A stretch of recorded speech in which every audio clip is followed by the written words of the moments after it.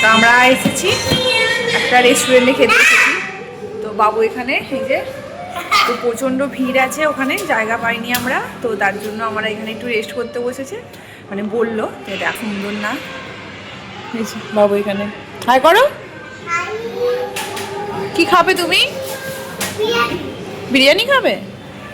আর এই যে এখানে আমার প্রতিদেব বসে বসে ফোন ঘাঁটছে।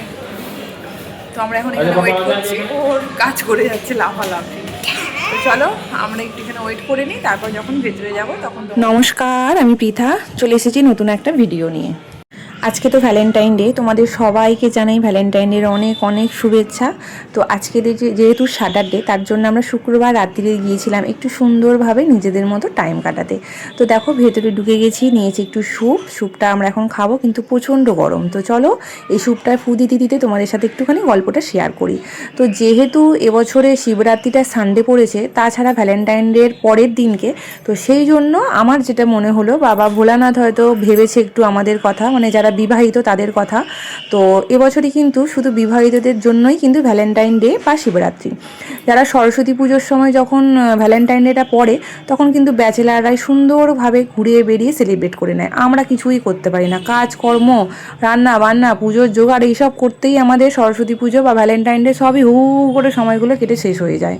তার জন্যই এই বছরে শিবরাত্রিটা বা ভ্যালেন্টাইন ডেটা সবাই আমরা ব্যাচেলাররা নয়, শুধু বিবাহিতরাও সেলিব্রেট করতে পারবো।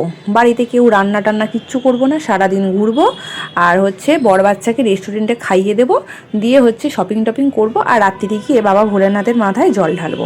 তো দেখো গল্প করতে করতে স্যুপটা আমাদের খাওয়া হয়ে গেছে, বিরিয়ানিও খাওয়া হয়ে গেছে। বেশ অনেকটা টাইম নিজেদের মতো করে কাটালাম, ভালোই লাগলো।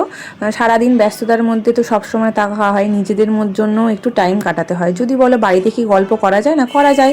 নানান রকম চাপ, তার ওপর আবার হাজারটা আসবে ফোন, না কথা হয় না কোনো কিছুই হয়।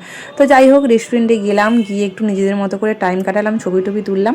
তো যাই হোক ভিডিওটা আমার কেমন লাগলো অবশ্যই কমেন্ট করে জানাবে। আর আমার সাথে কতজন সহমত আছো যে বিবাহিতদের জন্য এবারে ভ্যালেন্টাইন ডে, আমাকে অবশ্যই কমেন্ট করে জানাবে। কে কেমনভাবে আজকে দিনটা কাটালে আমাকে সেটাও কিন্তু অবশ্যই কমেন্ট করে জানাবে। তো চলো ধরেছি এবার বাড়ির পথ, প্রায় 11:30 বেজে 11:45 বাজে, এবার যেতে হবে বাড়ি। কেননা কালকে সকালেই আছে বাবুর স্কুল, কোনো রকমে এসে তাড়াতাড়ি করে চেঞ্জ করে ওকে আবার ঘুম পাড়িয়ে দিয়েছি। Good night, by.